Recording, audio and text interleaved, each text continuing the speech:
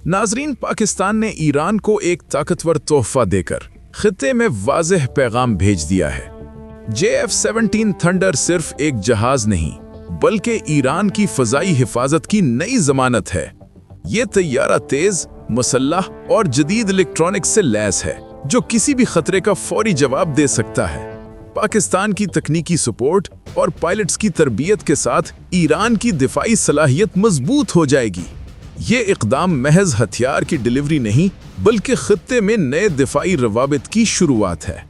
दुश्मनों को खबरदार करने के लिए ये वाज़ेह इशारा है कि ईरान अकेला नहीं रहेगा। JF-17 की लागत भी इक़्तिसादी लिहाज से मुअस्सिर है, इसलिए ये दिफाई हिकमत अमली में वज़न रखता है। कमेंट्स में बताएं आप इस कदम को कैसे देखते हैं। नाजरीन, पाकिस्तान ने ईरान के इस ताकतवर रहनुमा को वो तोहफा दे दिया है जिसकी ज़रूरत ईरान की मौजूदा जियोपॉलिटिकल सूरत हाल में सबसे ज़्यादा थी। जी हाँ, हम बात कर रहे हैं JF-17 थंडर की, एक ऐसा जंगी तैयारा जो सिर्फ आसमान पर नहीं बल्कि दुश्मन के दिल पर परवाज करता है।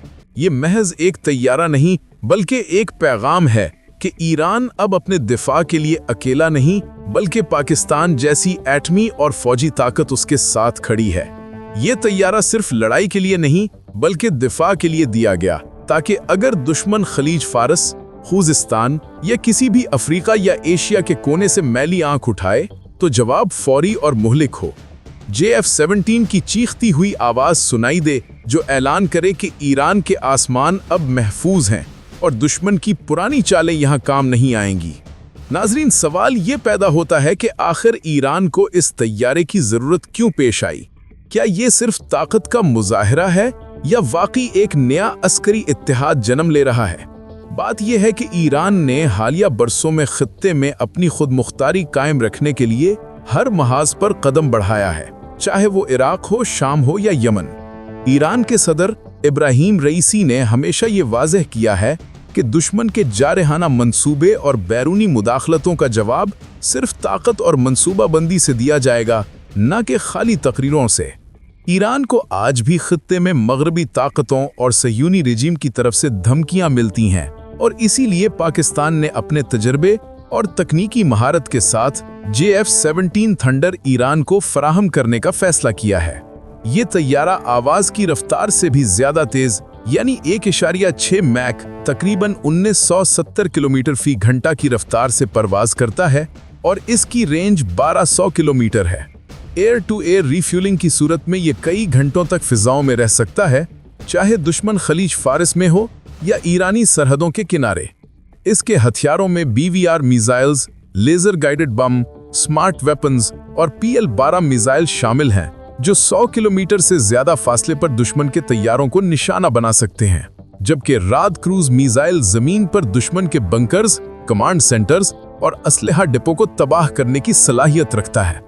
JF-17 थंडर जदीद तरीन इलेक्ट्रॉनिक वॉरफेयर सिस्टम से भी लैस है जो दुश्मन के रेडार और मिसाइल गाइडेंस को नाकाम कर देता है। यानी अगर दुश्मन ने किसी भी इलाके से हमला किया तो थंडर फौरी रद्द अमल के साथ न सिर्फ जवाब देता है बल्कि दुश्मन के मंसूबे को मुकम्मल तौर पर नाकाम कर देता है। यही सिस्टम पाकिस्तान ने पहले भारत और दीगर खित्ते के ममालिक के तजर्बे में इस्तेमाल किया है और वो कामयाब रहा है। नाजरीन, ईरान और पाकिस्तान के दरमियान ये इत्तेहाद महज हथियार देने तक महदूद नहीं।